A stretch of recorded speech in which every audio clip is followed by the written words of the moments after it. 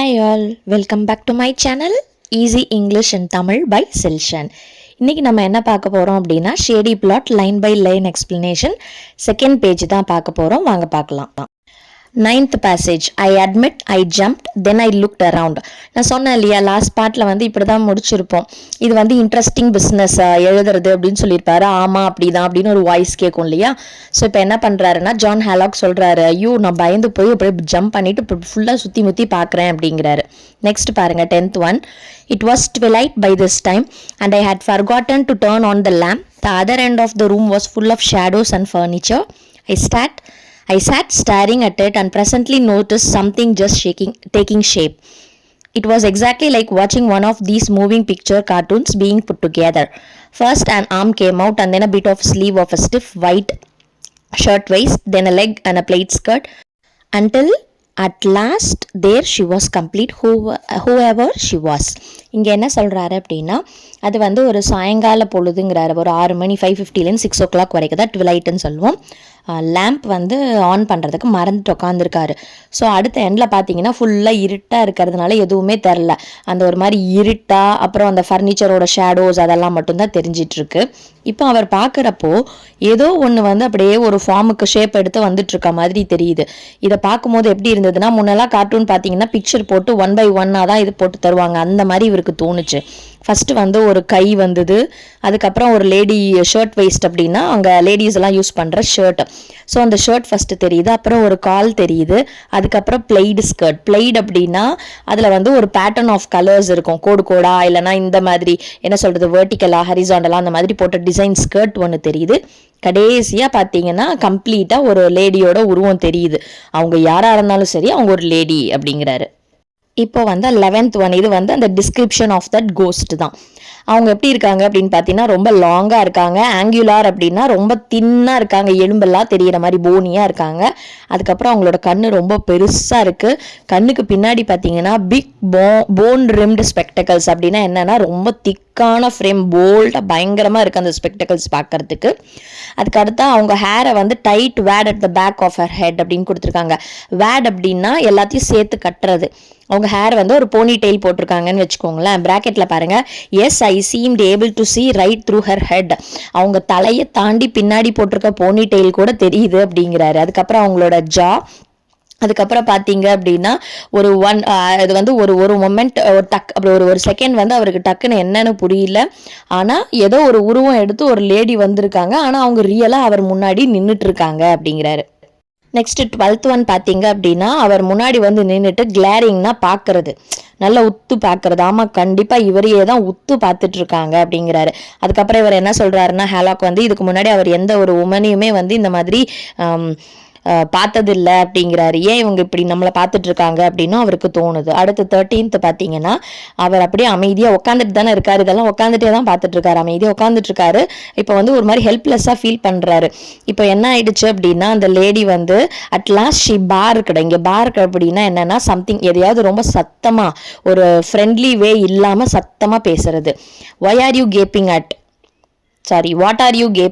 இப்போ அவங்க என்ன கேட்குறாங்கன்னா எதை வந்து இப்படி பார்த்துட்டு இருக்க வாயை பொழந்துட்டு அப்படின்னு அவங்க கேட்குறாங்க. ஏன்னா ஒரு கோஸ்ட்டு இப்போ வந்து இப்படியே ஃபார்ம் எடுத்து அப்பியர் ஆகி நம்ம முன்னாடி நின்று நம்ம அப்படி தானே பார்ப்போம். ஸோ ஜான் ஹேலாக்கும் அப்படி பார்த்ததை பார்த்துட்டு இந்த லேடி டென்ஷன் ஆகிட்டு இந்த மாதிரி கேட்குறாங்க. நெக்ஸ்ட் வந்து 14th one. I swallowed though I had not been chewing anything. எதையுமே அவர் சாப்பிடலை, ஆனால் வந்து எதையோ முழுங்குறாரு. அவர் பயத்தில் நம்மெல்லாம் அந்த மாதிரி எச்சி முழுங்குவோம் இல்லையா, அந்த மாதிரி அவர் முழுங்கிட்டு ஒன்றும் இல்லை நத்திங் அப்படிங்கிறாரு. 15th one எதுவுமே இல்லை மை டியர் லேடி, நான் வந்து நீங்கள் எதுக்கு வந்திருக்கீங்கன்னு தெரிஞ்சுக்கலாமா அப்படின்னு கேட்குறாரு. அப்புறம் என்னங்கிறாரு, எக்ஸ்கியூஸ் மீ நீங்கள் வரும்போது எப்போ பார்த்தாலும் இப்படி தான் செக்ஷன்ஸாக வருவீங்களா அப்படின்னு கேட்குறாரு. அதாவது முழுசாக அப்பியர் ஆகாமல் ஃபஸ்ட்டு கை, அப்புறம் கால், அப்புறம் ட்ரெஸ்ஸு, அதுக்கப்புறம் ஃபேஸ் அந்த மாதிரி வராங்க இல்லையா, அதை கேட்குறாரு. இன்னொரு டவுட்டும் அவருக்கு இருக்குது. Should think your parts might get mixed up sometimes.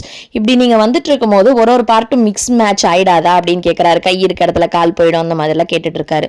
ஆனால் 16th வந்து என்னங்கிறாங்க, didn't you send for me she crisped அப்படின்னா ஒரு குயிக்காக ரொம்ப கான்ஃபிடென்ட்டாக ஆனால் ஃப்ரெண்ட்லியாக இல்லாத மாதிரி பேசுகிற இது, நீ தானே என்னை கூப்பிட்ட அப்படின்னு சொல்லி அவங்க சொல்கிறாங்க.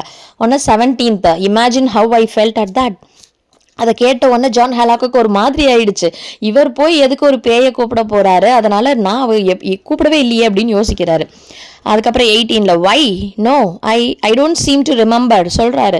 எனக்கு அப்படி கூப்பிட்ட மாதிரி ஞாபகமே இல்லையே அப்படிங்கிறாரு. அதுக்கு வந்து கோஸ்ட் சொல்லுது 19ல, look here, haven't you been calling on heaven and earth all the afternoon to help you write a story? நல்லா பாரு, இந்த உலகத்தை நீ தான் என்ன பண்ணிட்டு இருக்க, மத்தியானத்துலேருந்து என்ன ஸ்டோரி வேணும்னு கேட்டுட்டு இருக்க அப்படின்னு சொல்லி அந்த கோஸ்ட் சொல்லுது. ஸோ 20th பாருங்க. I nodded and then a possible explanation occurred to me and my spine got cold. இப்போ வந்து தலையை ஆட்டுறாரு, வேற வழி இல்லை அவருக்கு. அதனால என்ன பண்றாரு, அவர் தலையை ஆட்டிட்டு அப்படியே வந்து யோசிக்கிறார். ஒரு எக்ஸ்பிளனேஷன் அவருக்கே தோணுது. மை ஸ்பைன் காட் கோல்டு அப்படின்னா டக்குன்னு ஒரு ஃபீலிங் வந்து எப்படின்னா ஒரு ஃபியரோ இல்லைன்னா ஒரு ஷாக்னால கிடைக்கிறது. ஸோ அதை வந்து பார்க்குறாங்க. இப்போதான் அவருக்கு தோணுது, suppose this was the ghost of a stenographer applying for a job. I had an advertisement in the paper recently. So இப்போ தான் டக்குன்னு ஞாபகம் வருது, அவர் வந்து பேப்பரில் ஒரு ஆட் கொடுத்துருந்தாரு, அவருக்கு ஸ்டெனோகிராஃபர் வேணும் அப்படின்னு சொல்லிட்டு. ஒருவேளை இந்த கோஸ்ட் அந்த வேலைக்காக வந்திருக்குமோ அப்படின்னு சொல்லி யோசிக்கிறாரு. I open my mouth to explain that the position was filled and permanently so but she stop me. இப்போ சொல்ல வராரு, அந்த பொசிஷன் நாங்கள் ஃபில் பண்ணிட்டோம், எப்பயுமே ஃபில் பண்ணிட்டோம், ஏன்னா கோஸ்ட்டுக்கெலாம் வேலை கொடுக்க முடியாது இல்லையா அப்படின்னு சொல்ல வரதுக்குள்ள அந்த கோஸ்ட் அவரை ஸ்டாப் பண்ணிட்டு என்னன்னு சொல்லுதுன்னா 21ல பாருங்க. And when I got back to the office from my last case and was ready for you, didn't you switch off to something else and sit there driveling so I couldn't attract your attention until just now? இப்போ அந்த cost டென்ஷனாக என்ன சொல்லுது அப்படின்னா, நான் ஆஃபீஸ்க்கு வந்து last case உனக்காக ரெடி பண்ணிட்டேன், உனக்கு ஸ்டோரி எல்லாம் ரெடி பண்ணிட்டு இருக்கும்போது நீ தான் என்ன பண்ண, ஏதோ ஒரு நான்சென்ஸை பற்றி பேசிட்டு ஸ்விட்ச் ஓவர் ஆன, இப்போ வரைக்கும் உன்னோட அட்டென்ஷனை என்னால் வாங்கவே முடியல அப்படின்னு சொல்லி கொஞ்சம் கோபமாக பேசுகிறாங்க.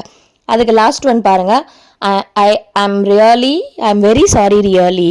ஸோ இப்போ ஜான் ஹேலாக் என்னங்கிறாரு, சாரி கேட்குறாரு. அவருக்கு என்ன விஷயங்கிறதே இன்னும் புரியல. ஆனால் என்ன பண்ணுறாரு, ஒரு கோஸ்ட் வந்து இப்படி கத்துதே அப்படிங்கிறதுனால சாரி அப்படின்னு கேட்டு வைக்கிறாரு. இந்த ஷேடி பிளாட் லெசனோட செகண்ட் பேஜை நம்ம முடிச்சிட்டோம். ஸோ பார்ட் 3 வந்து கொஞ்சம் சீக்கிரமாகவே நான் அப்லோட் பண்ணுறேன். இது வந்து உங்களுக்கு யூஸ்ஃபுல்லாக இருக்குது, உங்களோட ஃப்ரெண்ட்ஸ்க்கெல்லாம் தேவைப்படுது அப்படின்னா அவங்களுக்கும் ஷேர் பண்ணுங்கள். நெக்ஸ்ட் வீடியோவில் பார்க்கலாம். பாய்.